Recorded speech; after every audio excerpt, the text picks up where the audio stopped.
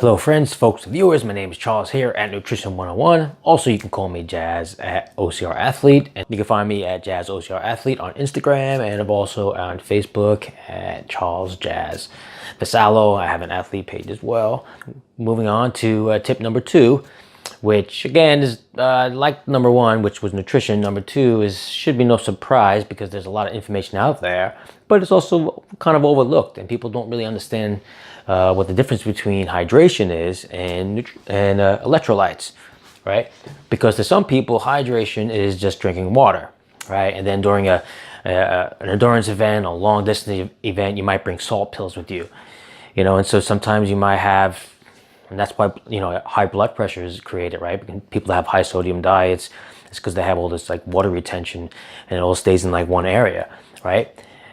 Until you're either on high blood pressure medication, which is like a diuretic, which is not good because that reduces fluid, which is why you don't drink coffee during an event, right? Because it's like a diuretic, so you lose fluids faster.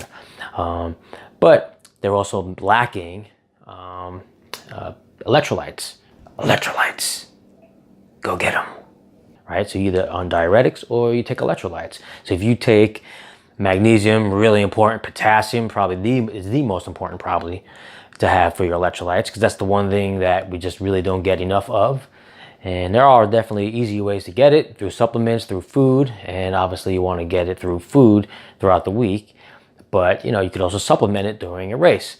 So if you were to take, like I take on, like say the Ultra Beast, I would take my salt pill and I would take like 3 potassium pills, because that's going to reduce the cramping. Potassium and magnesium. And so I'd re-up the magnesium. If it's like an Ultra Beast, I did in like under 10 hours. And every 2 hours I would re-up the potassium and sodium. And I think every 4 I did, and then just twice I did the magnesium. So that way I didn't cramp, and it worked, right? Because if you just do just the sodium, you're still going to hold on to that water retention. It's still going to cause cramps, but the potassium is going to be your buffer. That's where things are going to matter most, right? Because if you did just water and no electrolytes, then you're flushing yourself out of electrolytes even more, because when you start sweating and start releasing all the fluids, or you're peeing in the woods, you're getting rid of more nutrients, right? Everything's getting flushed out, all the toxins are leaving, but everything else is getting flushed out as well. So you need to replenish your electrolytes very often, and this will help reduce cramping. This will definitely keep you hydrated longer, and will definitely help your athletic performance overall. And of course, keep you healthy, right? Most of all, it keeps you healthy. Electrolytes, right? In case you don't know what they are, they're electrically charged particles in the body, right? That help the body function normally, right? And so they are a crucial part of hydration, and make sure you do it, right? Because without it, you're gonna fall short. So when you do want to supplement, obviously you could get pills like this. I use this brand by Thorne. A close up right there.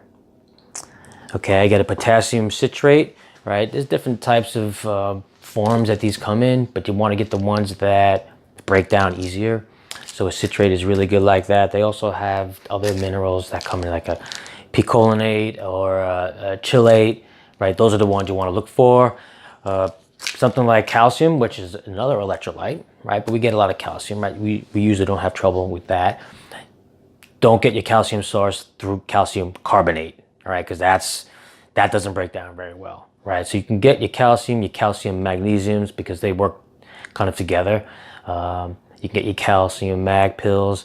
I happen to like this brand. There are other brands that I use, Solore and things like that. But we can get into that. Of course, if you want to know what brands I use and a review on them, just leave your comments below. Ask any questions. You can email me, of course. The information is down below, and I'll give you all the information you need. Of course, we can get these electrolytes through food, right? Greens, right? I eat spinach every night for a race. I usually eat like salmon and spinach.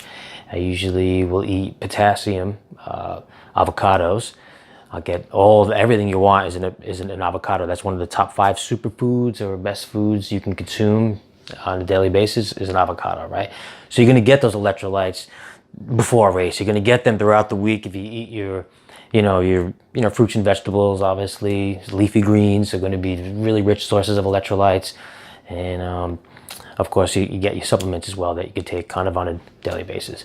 So don't fall short of that. Try to get everything in your diet as much as you can, but obviously supplements are a good way to go when we're doing some kind of athletic event. If you're not doing electrolytes, you're definitely doing a disservice to yourself. That much I guarantee. All right, thanks again for tuning in this week. I'm actually going to try to release a couple of these a week instead of once a week. And just look out for those, all right? Don't forget to share and subscribe. And of course, if you want to see the video uploads as they come, just hit that notification bell. All right, talk to you soon. My name is Charles here at Nutrition 101. Talk to you soon. You need those electrolytes. You heard?